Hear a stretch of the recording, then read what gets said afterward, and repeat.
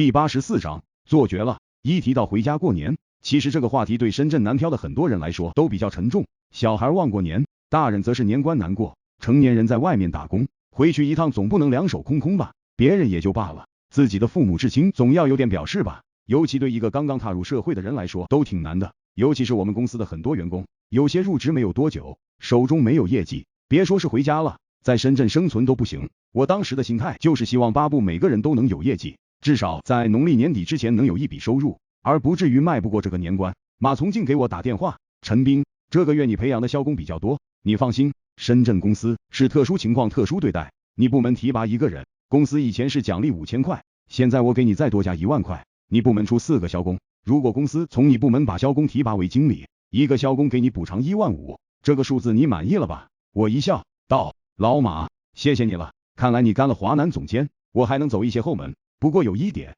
我跟高燕也建议了，我建议在农历年底之前，我们深圳公司暂时不扩张，年关难过，我想继续发挥抱团的优势，让手底下的兄弟们赚点钱好过年。马从进很爽快的道，行，你有这个想法就要多搞点点子出来，就拿过年说事，鼓舞一波士气。你一定要牢记当初你是怎么混出来的，如果你不是山穷水尽，你能混得到今天？所以你要把自己的案例融入到这些点子之中，同时也要从你的员工中发现和你相似的人，想办法刺激他们。听老马一席话，真的胜读10年书。我本来脑子里还只有一些模糊的想法，但是现在想法愈发清晰了。我想的第一个鼓舞士气的点子，就是等元旦节前一天晚上，也就是12月31日晚上，我率领全公司员工去上高公司所在的写字楼讨债。高燕以前在旅游公司干过，我让他联络了2台大巴车。12月31号6点钟，我和高燕便让公司前台后台所有人加起来一共80多人了，坐2台大巴车去罗湖。大巴车停在了罗湖上高公司的楼下，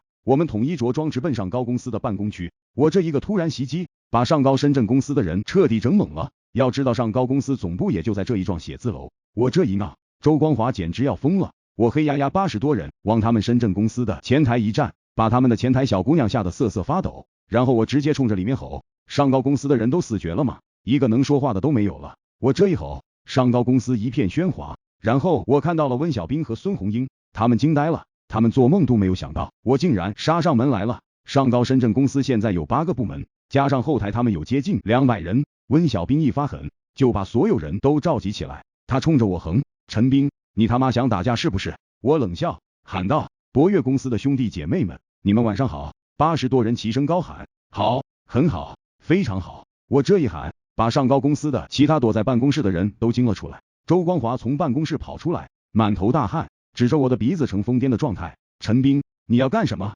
你欺人太甚是不是？我说周总，你搞错了，欺人太甚的是温小兵和孙红英。月初的时候，他们2人神气活现的带着人去我们公司叫板，要跟我对赌。我他妈忍气吞声，把这口气咽下去了，答应了他们的无理要求。经过了1个月我们的拼杀，对赌结果现在出来了，他能做初1，我就能做15。我他妈今天就是登门来要债的。博越公司的兄弟姐妹们，我们今天来干什么来了？要债，要债！80多人齐声喊，欠债还钱，天经地义。我这一手显然是把他们打懵逼了，关键是口号比较吓人，这个口号一喊出来，立马把物业都给惊动了。欠债还钱，80多人一起喊，上高公司以后在这幢写字楼怎么混？而就在这个场合，我第一次认识了网络营销的教父，也是现在上高公司的董事长兼总经理陈从海。看到陈从海的第一眼，我一下就想起来了，不就是我那一天我在人才市场见到的那个络腮胡子吗？他警告我不要年轻气盛，这个人赫然就是大名鼎鼎的陈从海。我想到那天我狠狠地对了他，